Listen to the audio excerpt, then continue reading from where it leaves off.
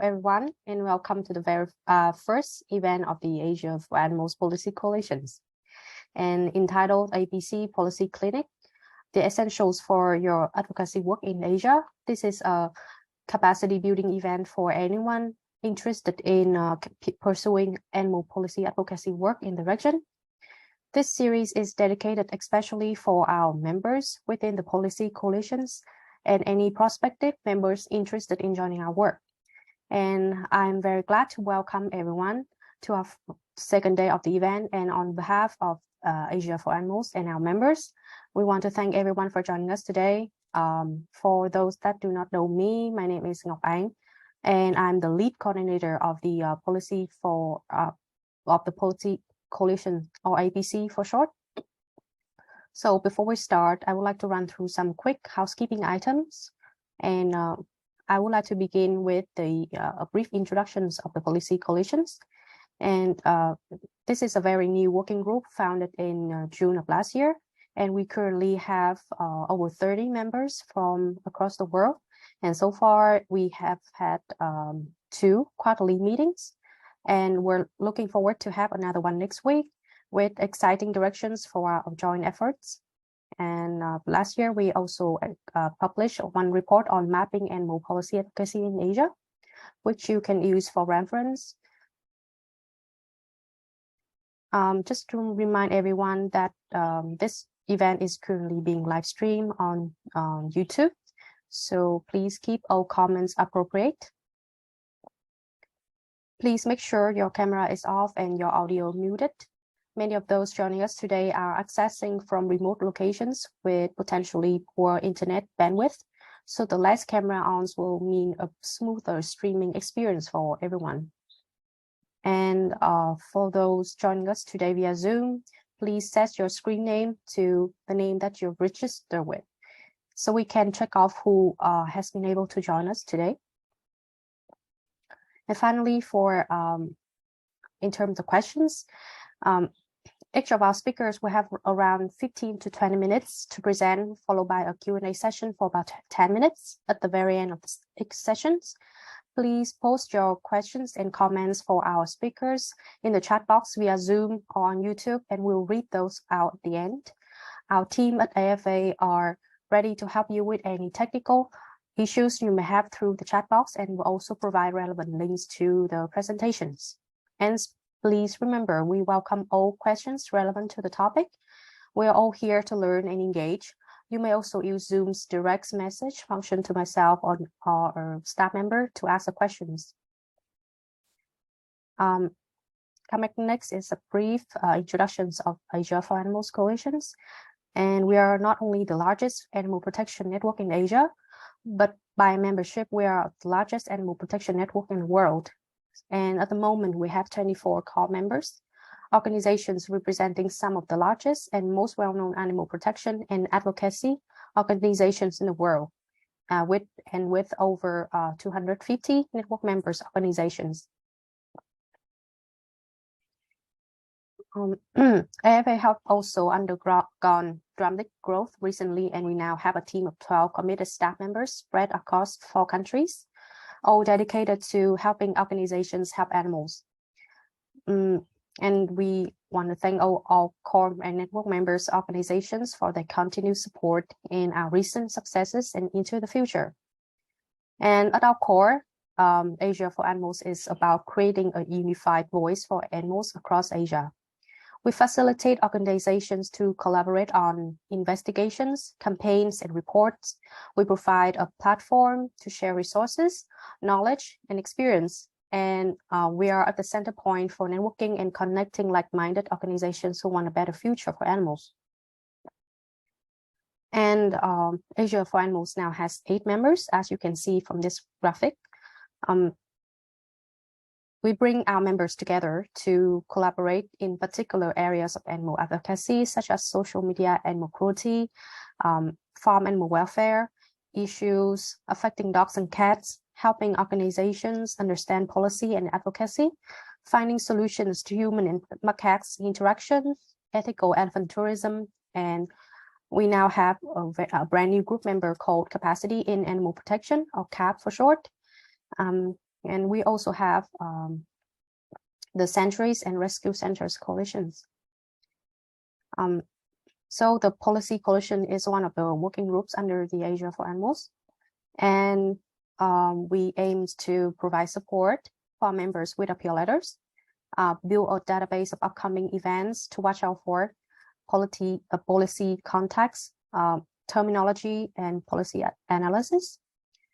We also organize capacity building events to introduce best practices.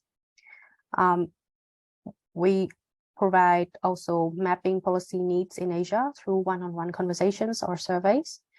And we support international working groups to engage Asian member states to support international initiatives from the UN, the WHO, the quadripartites, and others. This year, we will try to expand a better coverage of memberships in South Asia and West Asia. With that as the conclusion of the housekeeping, I would like to hand over the floor to our first moderator of today. So Craig, the floor is yours. Thanks very much, Nakang. So welcome everyone, my name is Craig. I work on the capacity building team at Asia for Animals Coalition, and I am delighted to be here today to introduce two incredible speakers. And I'm really happy to say that I've had the chance to work a little bit in the past with both speakers. So hi, Peter, hi, Jessica, welcome. It's great to see you again. And hello. Just want to thanks, Peter. I just want to say on behalf of the attendees and our colleagues in the Asia for Animals Network, how grateful we are that you are joining us in person live. I know that it's midnight and 1 a.m. in Houston and Denver, where you are respectively, so we're super grateful for you joining this late. I'd like to remind the audience, as Nakang already said, that we're going to have at least 10 minutes of Q&A at the end. So please prepare your questions, share them in the chat, and the team will pass them on to me to ask the speakers. So first of all, I'll introduce Jessica, and we'll hear from her. And later I'll introduce Dr. Peter Lee, and we'll hear from him. So Jessica Bridgers from the World Federation for Animals. So as Deputy CEO, Jessica leads WFA's policy team and facilitates the organization's strategic direction. Jessica was previously the executive director of World Animal Net, where she laid the foundation for WFA and spearheaded the organization's engagement in the United Nations Sustainable Development Agenda. Her background in science and policy enables her to collaborate with diverse stakeholders to achieve concrete actions for animals, including the Animals Manifesto, which was endorsed by Dr. Jane Goodall, and 179 animal protection, human rights, and environmental organizations, as well as animal welfare guidelines with the World Bank, the Food and Agriculture Organization, the World Organization for Animal Health, and Wageningen University. Jessica holds an MS in Animals and Public Policy from Tufts University and a BS in Biology. She lives in Golden, Colorado, just outside Denver, and is a mama to 1 human, 2 rescue dogs, and the cockatiel who sparked her drive to improve the well-being of all animals. And again, I'm pleased to say that I have had the chance to briefly be introduced to said cockatiel. So welcome again, Jessica, and the floor is yours.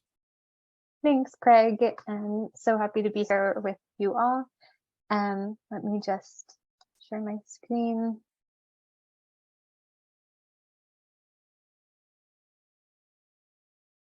Can you see it? Yeah. Yeah. Okay, for a second, everything disappeared. All right. So, yeah, thanks again, Craig, and thanks for having me here today with you all. I'm really excited to speak with you all about international policy and how this can be an important advocacy avenue for improving the lives of animals. So today we're going to talk about the relevance of international policy to animals and the need for diverse and regionally diverse voices at the international policy level. We'll highlight some key policy streams that you can keep your eye on, and also look at some trends in international policy that are relevant to animals and how geopolitical trends may also impact animals. So to start, international policy, why would we why is this relevant to our everyday work, especially on the regional and national level?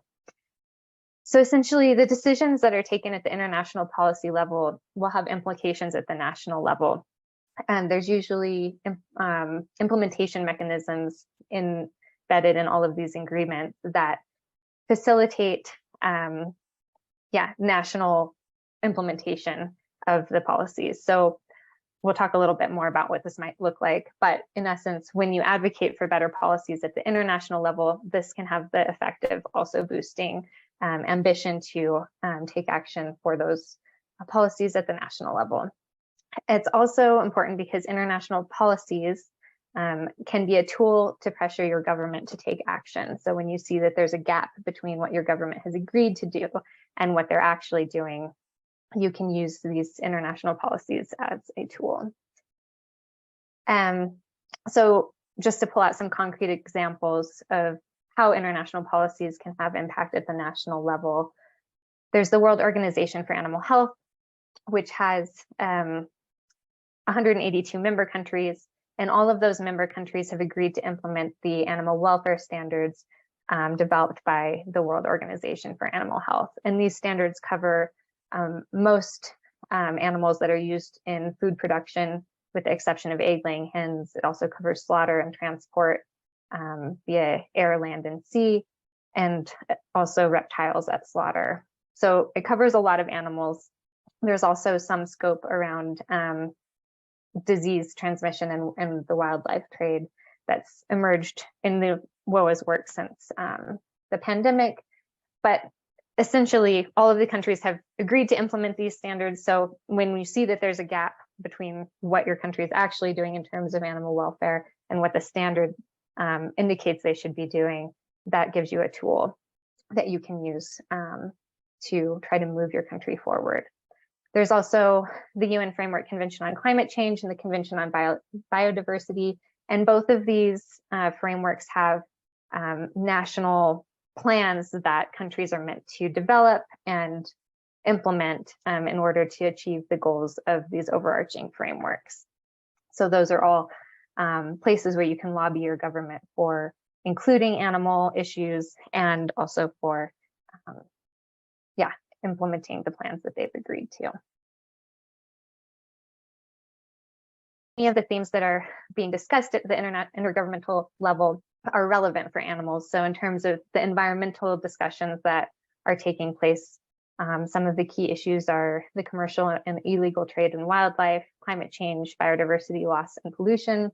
In terms of health, there's zoonotic disease, antimicrobial resistance, non-communicable diseases, dog population management, and all of this kind of falling under the umbrella of One Health, which has been around for a long time, as most of you know, but it's really risen to prominence in the last couple of years because of the pandemic, at least at the international level. And then sustainable development can cover issues like food safety, livelihoods, access to clean water. It's much more focused on the economic and social aspects. But as you can see, all of these issues relate in some way to animal welfare and our treatment of animals. And the reason why it's really important to have more geographic diversity in international policy discussions is because sometimes animal welfare can be seen as a niche issue in these policy circles. So if it's seen as a concern of only a subset of countries, it's easier for member states to say, well, this isn't an issue that needs action at the international level, and kind of push it to the side. So the more we're able to have diversity in the regions that are represented in these discussions and negotiations will really help show and indicate to member states that the issue is important globally. So that will be very impactful. There's also, for many of these processes, regional input opportunities. So these can be a good way to have kind of the on-the-ground work that you're doing every day showcased, and it's a good opportunity to kind of try to trickle up the policy processes and bring those issues to a higher level. So some of the key policy opportunities that you can keep your eye on. The first one I would want to mention is the Sustainable Development Agenda. So this is a 15-year strategy that the UN has developed. It has 17 goals. These cover a wide range of issues that are closely related to animals. You can almost relate animals to each one of them. They cover poverty, food security, health. They also cover issues like education and gender equality and energy. There's also sustainable consumption and production. So that, of course, can tie in very closely with food systems and how we produce and consume food. There's a goal on climate change, and then also 2 goals on biodiversity, both underwater and on land. So there's a lot of entry points here.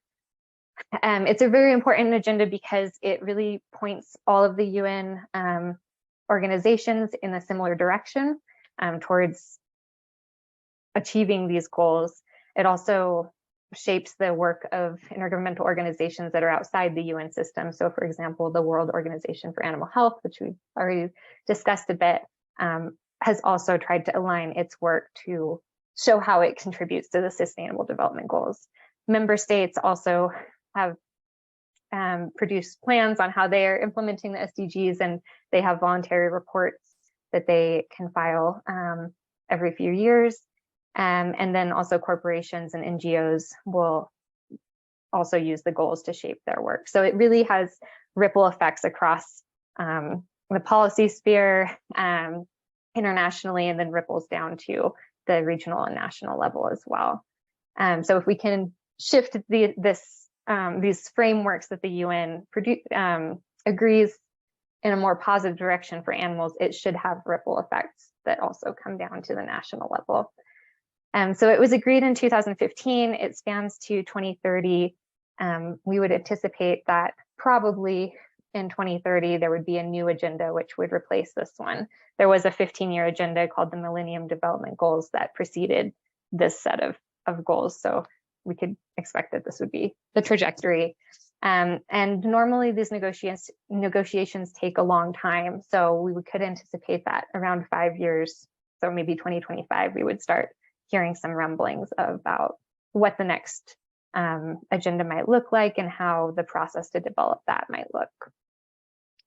Some other bodies to keep in mind are the United Nations Environment Assembly and the United Nations Environment Program.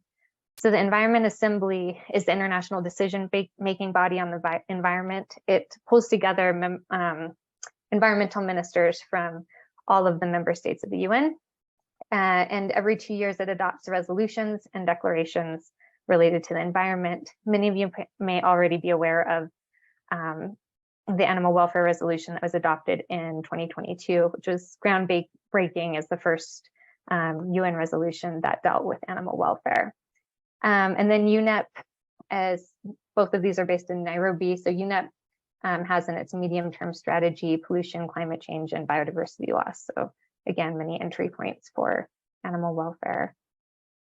In terms of environmental conventions, 2 main ones to highlight, which we've already touched on. The Convention on Biological Diversity has a really influential role in shaping wildlife policy internationally. It also has a long-term strategy, and so this one was agreed in 2022, just half a year ago, 6 months ago.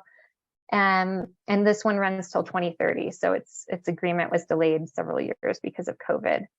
Some other ones that you might watch in terms of wildlife issues are the Convention on Migratory Species and CITES, which covers the trade of endangered species of wildlife and plants. And there's also the Framework Convention on Climate Change, which has increased attention to the role of agriculture in recent years, which is a positive development. There's also the Pandemic Treaty that the World Health Organization is currently leading negotiations on. It plans to adopt the treaty in 2024, and there's efforts underway to integrate One Health and animal welfare and also primary prevention. So that would be disease spillover from animals to humans into the agreement. And then there's also the Food Systems Summit, which originally took place in 2021. And next month, there will be a global stocktake in Rome. So I'll just touch on a couple emerging issues that could be possible entry points for animal welfare at the international level.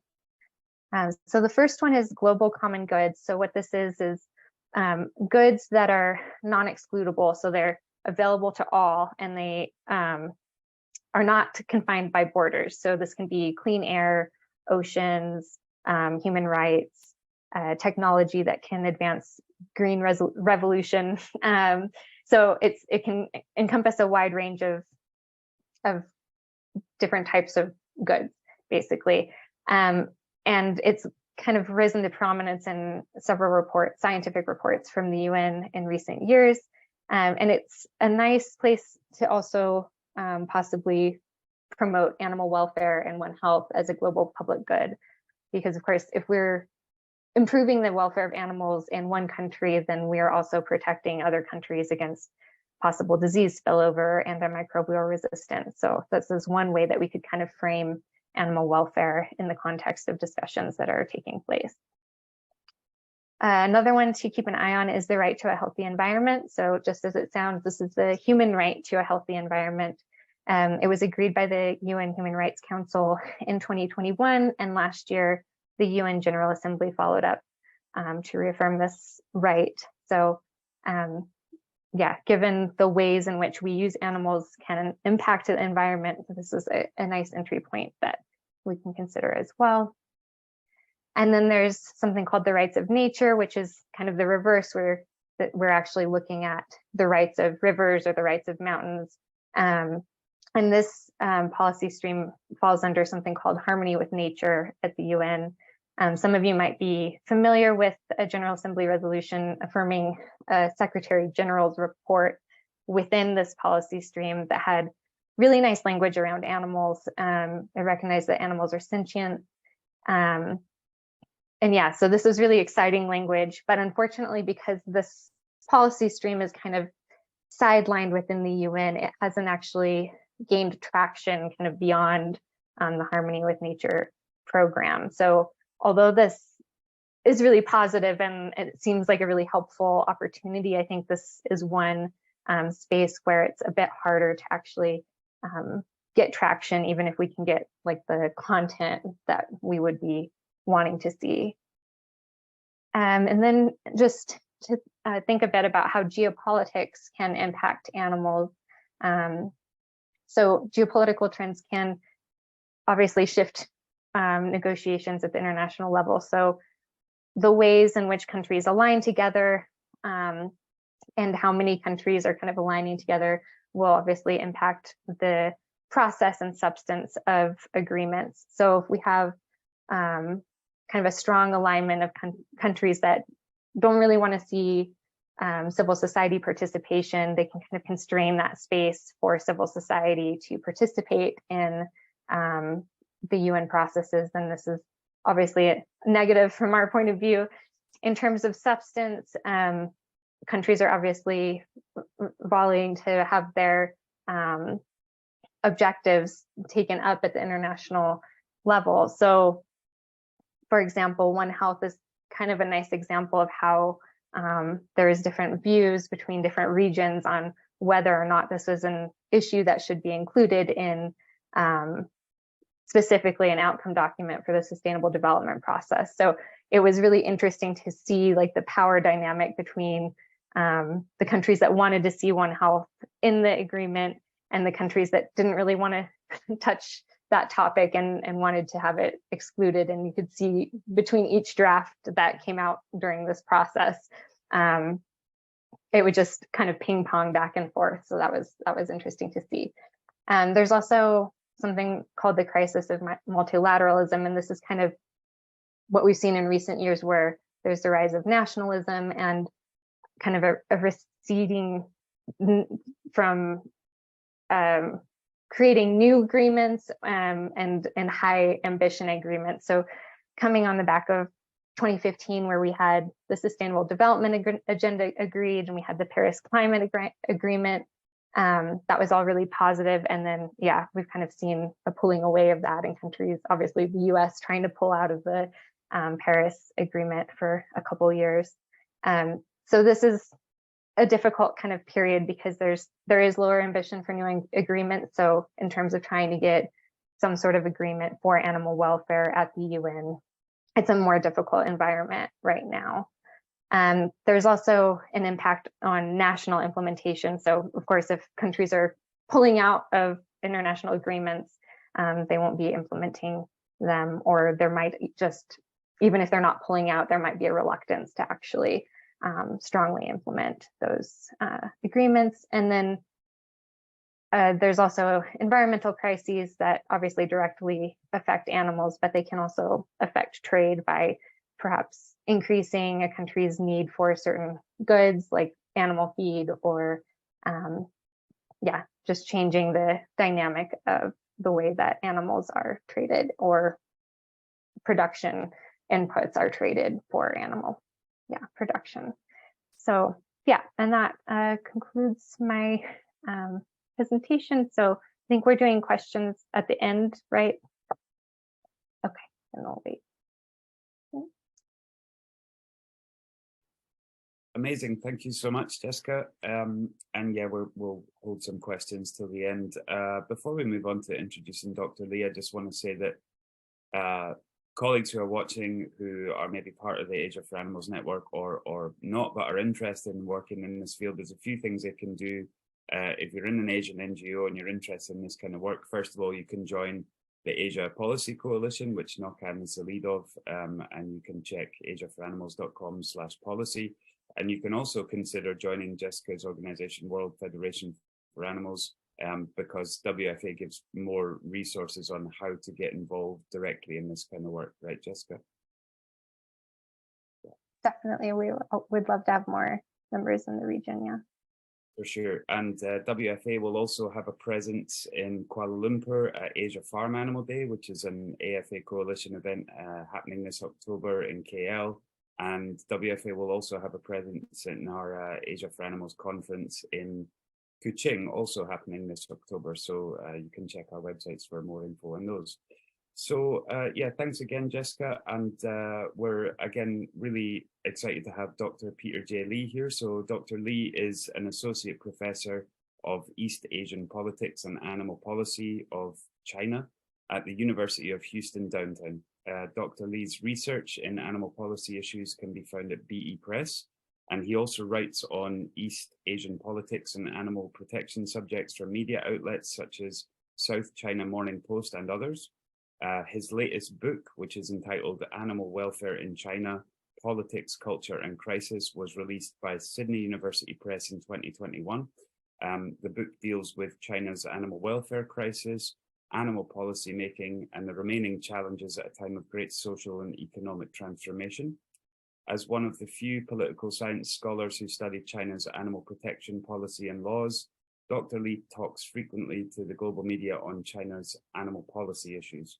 And he is also a consultant as the China policy specialist for Humane Society International, which is a core member of the Asia for Animals Coalition. So welcome again, Dr. Lee, and the floor is yours.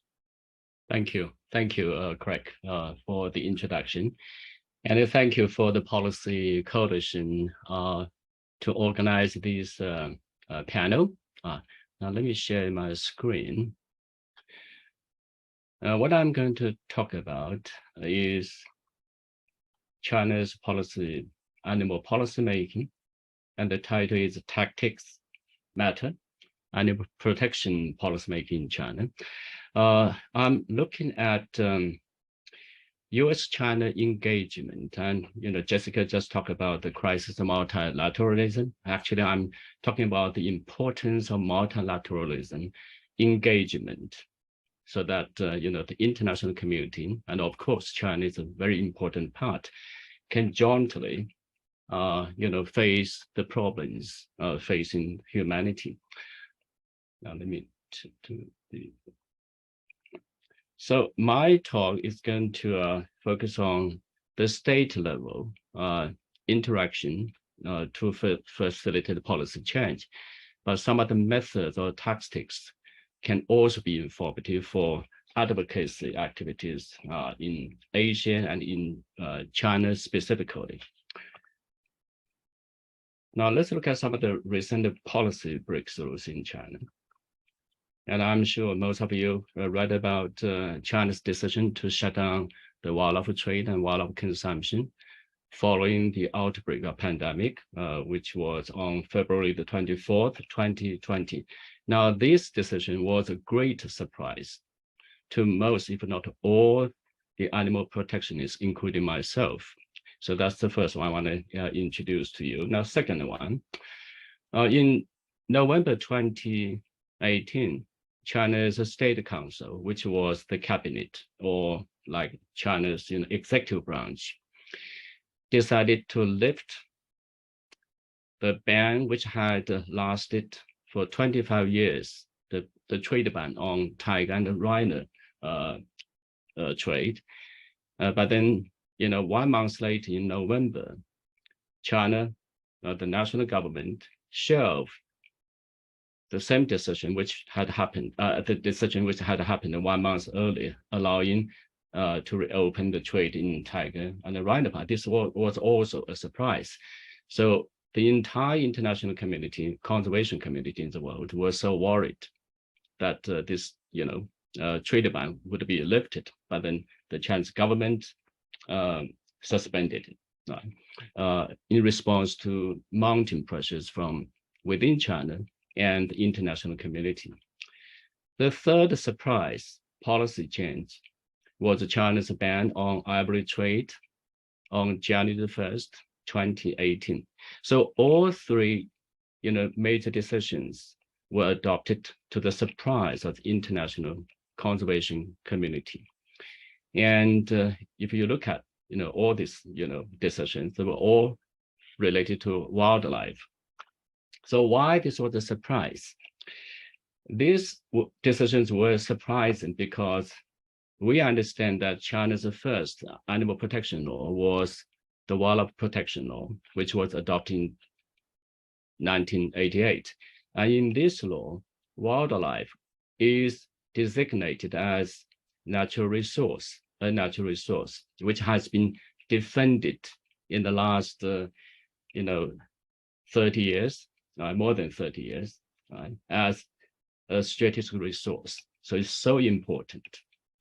And the wildlife businesses in this law was given explicit legal protection. And all these three decisions impacted wildlife businesses. And of course, wildlife use was, and is today still politically significant because it has been used as a resource for fighting poverty and for developing local economy.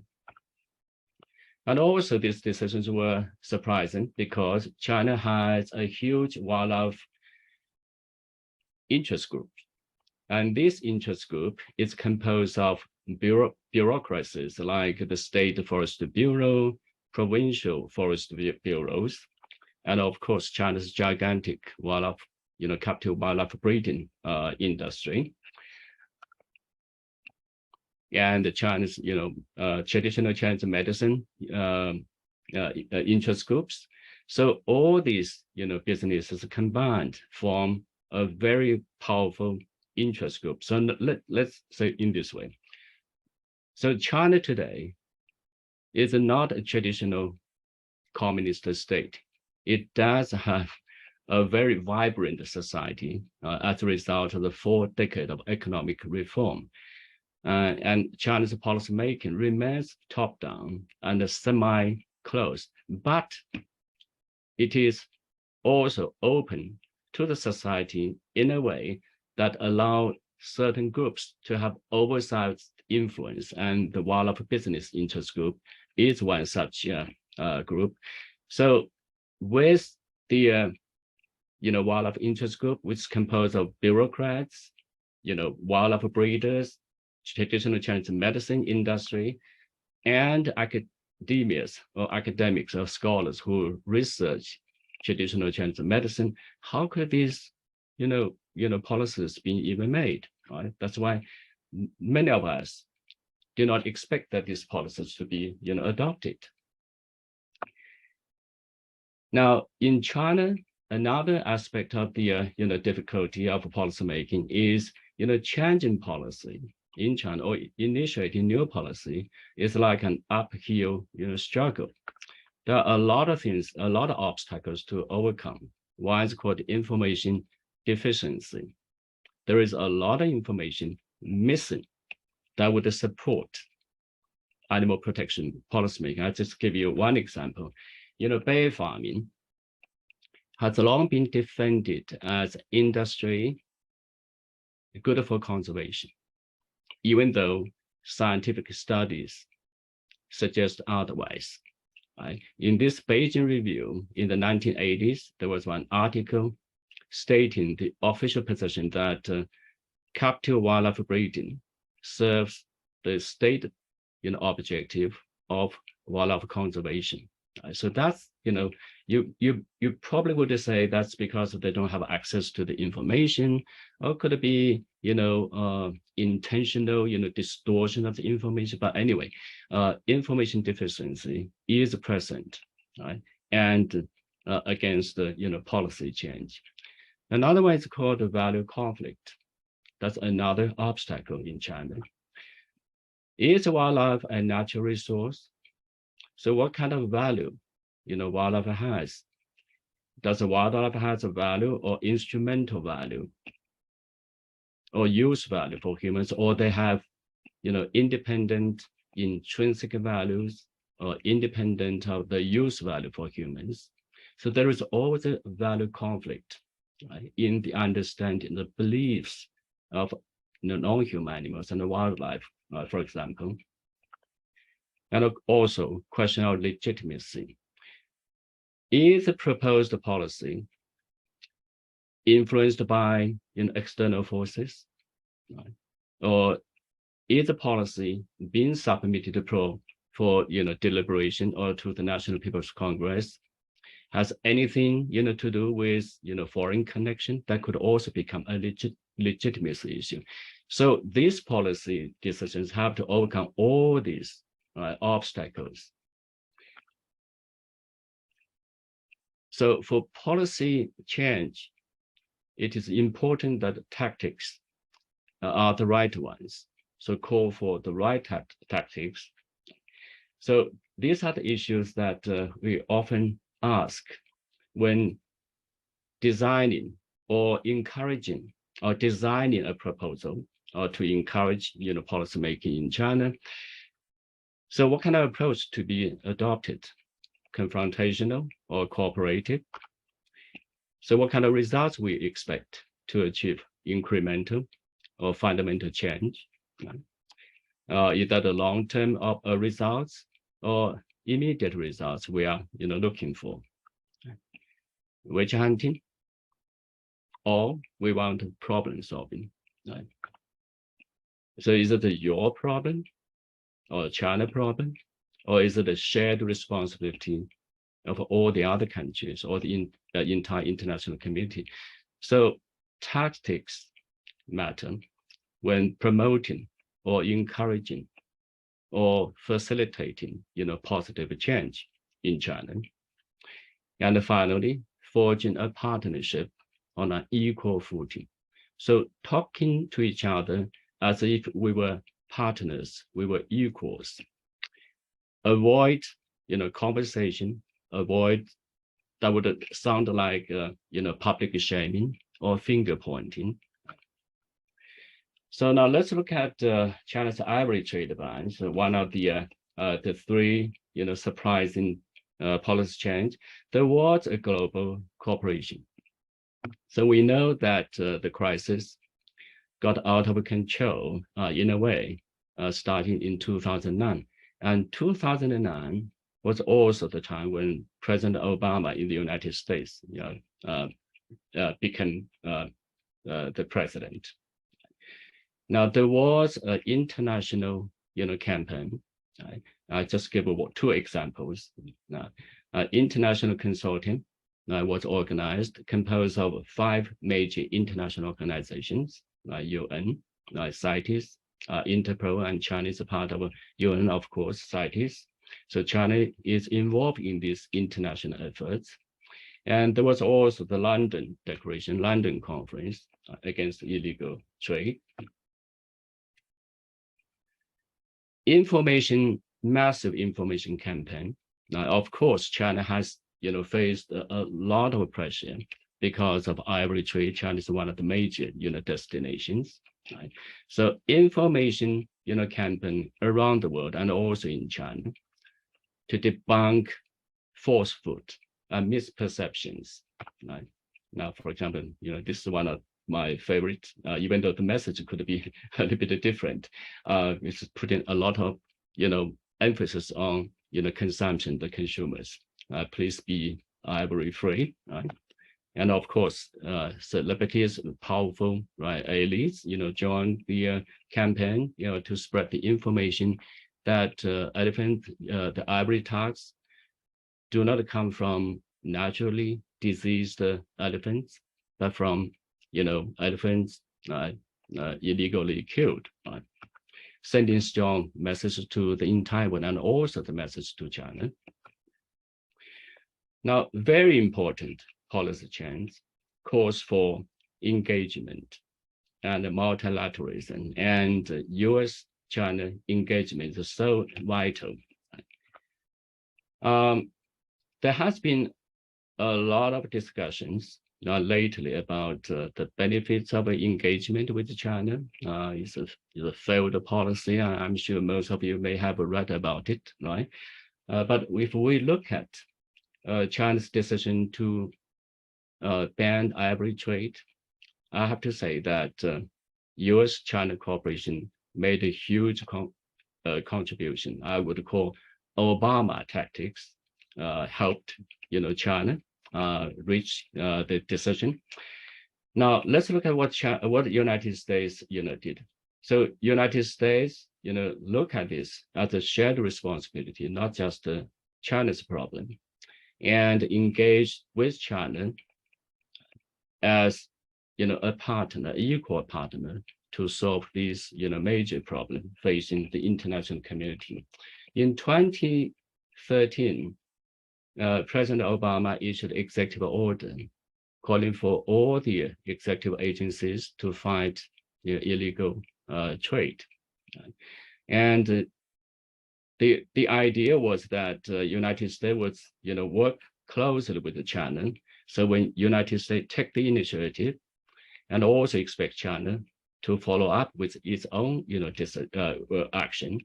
2013, United States co-sponsored a UN resolution calling all the countries to make illegal trade a serious crime. And also in November 2013, United States destroyed some 6 tons of ivory, stockpile of ivory, and expecting China to follow the example. And of course, 2014, United States, imposed a comprehensive, trade ban on ivory. So China has been responding very, actively when United States took the lead to take those actions. Now we saw China 2014, about 2 months after United States did it, China crossed 6.1 tons of seized ivory. And 2014, China imposed a 1-year moratorium on the import of ivory artifacts from Africa. And 2014, China decided that ivory trade would be, phased out gradually. And in January 2017, when Obama was about to leave the office, China announced that you would, end the trade by the end of the year. So the decision to ban ivory trade is a classical example of a multilateral cooperation international campaign and a great example of United States-China engagement. So Obama tactics worked, right? But today it's very hard to see pictures like this. I'm sure you agree with me, right? So tactics matter looking back as a summary. So it calls for visionary and determined leaders to make the decision. But we have to understand that, President Xi Jinping came to power in 2012 at that time. And by the time Obama stepped down as president, January 2017, there had been enormous United States-China engagement. So the what you would call geopolitics of United States-China relations was much, relaxed, if you will, than today, right? And the problem should be identified as a global problem, not just one individual country's problem, right? And there should be a spirit of multilateral cooperation. United States and China joint effort as equals, right? So there is no finger pointing, no public shaming, right? So China will not, see that it was, forced to take actions. So what I would say is that multilateral cooperation, United States, China, corporate engagement, helped one of the major decisions to be reached, which is the outlaw of China's domestic average rate. Thank you very much.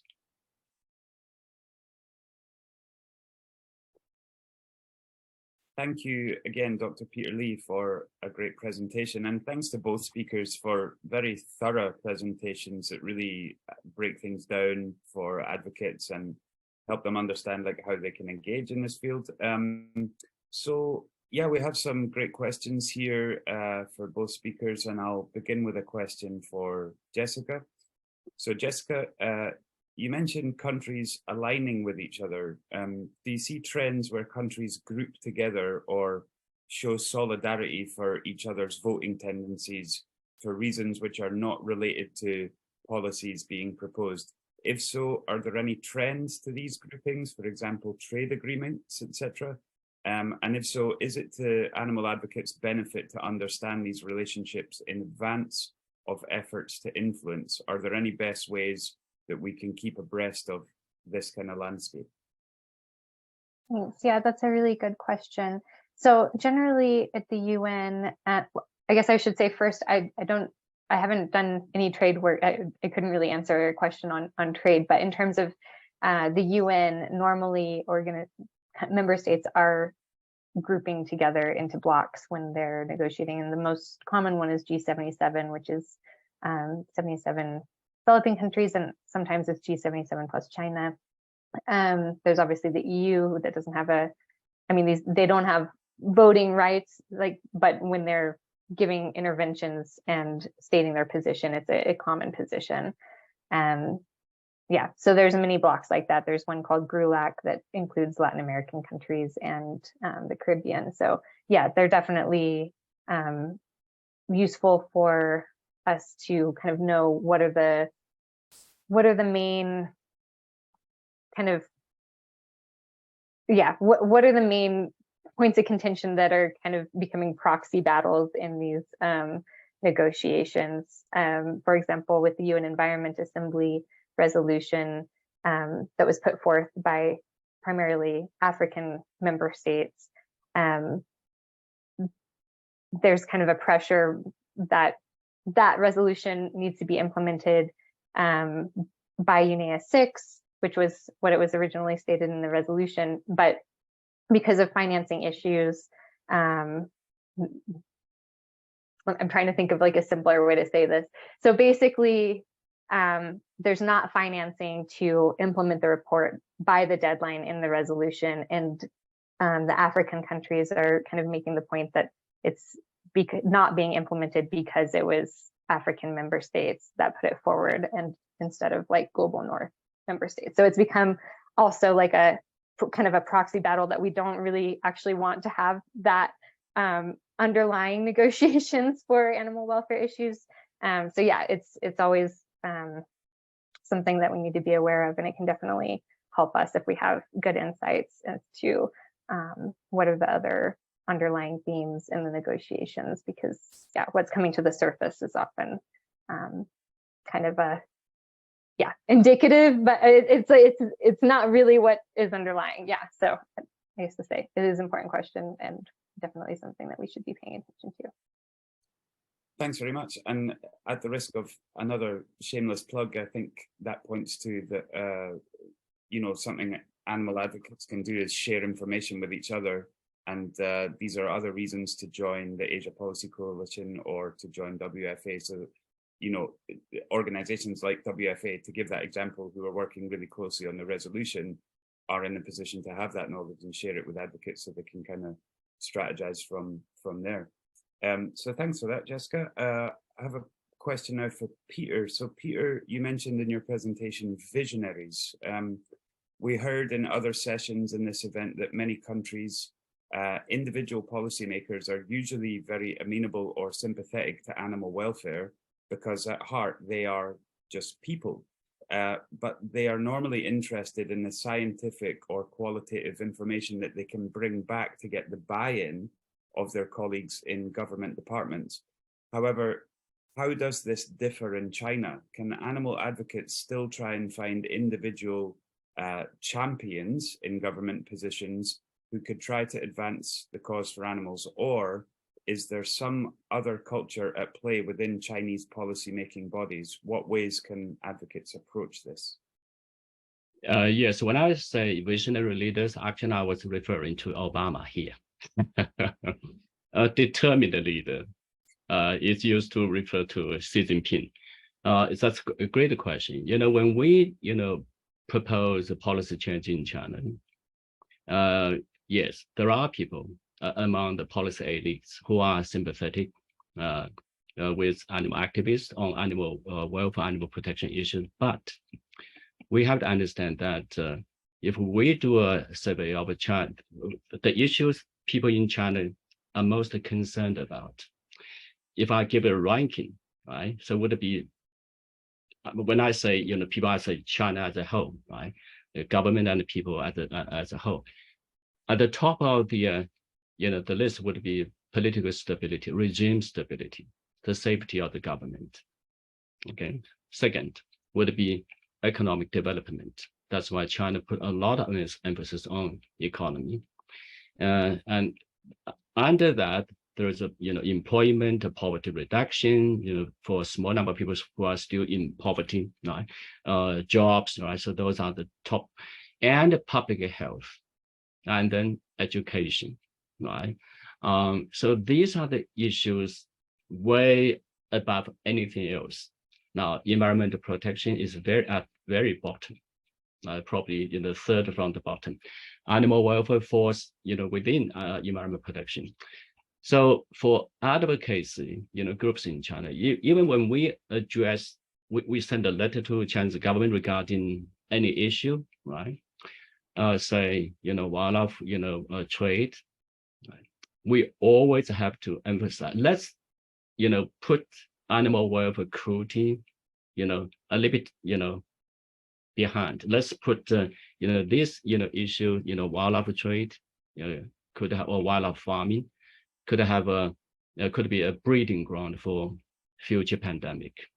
That's something people in China care about. Right? And another thing, the wildlife business interest, which I said in the slide, it's very small. Even though wildlife breeding in China, the total revenue in 2017 was about $77 billion US. That's way bigger than a lot of countries' GDP. But China's GDP as a whole is gigantic. So 77 billion is a drop in the bucket. But the business interest has been trying to say, oh, this is so big, right? Help, employment, poverty reduction. That just, they claim. So I would say, yeah, emphasizing public health, emphasizing the potential of a pandemic, that would probably, get the government's attention. Right? Animal welfare, cruelty, yeah, maybe the third or fourth on the list. Absolutely, thank you. Yeah. And this, your answer relates to and reminds me of a session we had in this series yesterday from Ethan Wong in Selangor, who talked about kind of knowing your audience and what's important to them and using that as a basis for your communication. To any audience members who didn't see that, you can go back and check it. It's on YouTube. So yeah, thank you, Dr. Lee. So another question now for Jessica from the audience. So Jessica, can you please talk about the interplay between high-level policy work and on-the-ground grassroots animal advocacy work? Do you think that these have good potential to work together? Should small grassroots animal advocacy advocates consider trying to work on multiple levels? Thanks. Thanks. Yeah, that's a great question too. So from my point of view, I think it's really important that we do have this exchange between grassroots and grassroots organizations and organizations that are working at the international policy level, and also bringing grassroots voices to the international policy level. So making sure that they also have a seat at the table. A lot of times, I think that we're talking very kind of abstract and terms, but it can be really helpful to have more concrete kind of stories about what is happening at the grassroots level. So like case studies and things like that can be really, really helpful to have at the international level. And I would say that we actually have quite a gap in that regard. So yeah, I think that my short answer is yes, I think we definitely need to exchange information more, and it would be great to be able to tell more of these stories when we're speaking with member states, and especially stories that are kind of success oriented and a win-win situation, yeah, or win-win solutions to the problems that we're facing at the international level. Yeah, absolutely. It's like in other fields like humanitarian causes, maybe policymakers are actually already expecting to be interested in what's happening on the ground, and you know, now that we're bringing animal issues to the UN and other international bodies, it's like, as you say, telling them those stories of what's happening on the ground at that level. So thanks for that. We still have a couple minutes, so I'm going to take one more question and ask both speakers. And I think this is a really important question in relation to this whole event, really, in terms of policy advocacy. So first of all, we'll ask Jessica, how do you reconcile the urgency of some of the changes that are needed with the methodical, effective, but necessarily slow-moving pace of this sort of engagement? Yeah, that is a challenge. I think, yeah, so I guess I would put it in, when we moved into our house, we had like some tiny little trees around our house, and we were kind of like, there was one nice big tree, but the rest of them were really small. And we were wishing that somebody had planted the tree like 20 years ago so that we could have a big tree to enjoy. So I kind of see it like this, like it is difficult when the progress is so slow, and it's also hard to make a case sometimes when progress is so slow for people to join in and support that work. But unless we're doing it now, we're going to have continue on for many decades without these tools that we could otherwise have. And for example, with the Sustainable Development Agenda, if we miss the opportunity to have animals included in this somehow in the next agenda, that pushes us another 15 years to 2045. So then, yeah, we'd have to try again. So we really can't miss that opportunity, because if we can have animals meaningfully included in the Sustainable Development Agenda, and sorry, I mean the one that will begin in 2030, it will have knock-on implications for national advocacy, and it's a tool that we really need. So yeah, we have to plant the seed now so that we have a tree in 30 years. For sure. So it would be historic if animals were to be included in that sort of obvious way. And so, yeah, as you say, we need to do this kind of engagement. And Dr. Lee, any thoughts from you on how to reconcile the sometimes agonizing, slow-moving pace of policy change with, you know, our feelings of urgency about helping animals? You know, we often feel, you know, pessimistic and powerless sometimes, seeing, you know, there is so little we can do, right?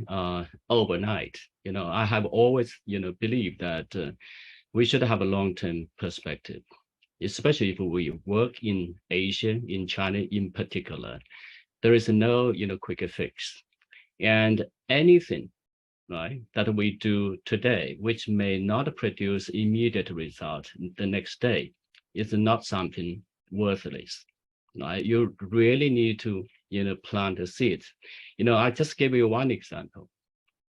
For 35 years in China, right, since the establishment of People's Republic of China, 35 years, China, we never read anything about animal protection. So it's not in the public discourse. We never heard about, cruelty, animal cruelty, right? So in 1988, China adopted a lab animal regulation, had one article talking about no harassing, no treating, lab animals cruelly. That's the first time, but that regulation did not get any traction. Nobody learned about, animal cruelty, never thought about it until 1993. Joe Robinson, the founder and CEO of Animals Asia, launched the campaign in China against bear farming, and suddenly the media started to read about animal cruelty, and animal cruelty even in, policy, discussion. So that's why the seeds were planted. Now, animal cruelty, the awareness of animal cruelty in China is just phenomenal. Right? So that's never be discouraged if you don't see immediate results. Right? It's so important to plant the seeds. Absolutely. Thank you both very much for that encouragement, which I'm sure will be valuable to our audience members. So I'll conclude there. Thanks again, two great speakers for a really informative session. And I'm going to hand back now to our MC Nokan for the rest of the event. We're going to take a quick coffee break before another great session, and we'll let our speakers get to bed now. So thanks again for joining so late, and we'll see you next time. Thank you. Thank you, Craig, and thank you, Jessica and Peter, for the wonderful sessions. We'll now proceed to a couple of minutes of coffee break, and then we'll resume the sessions in a few moments.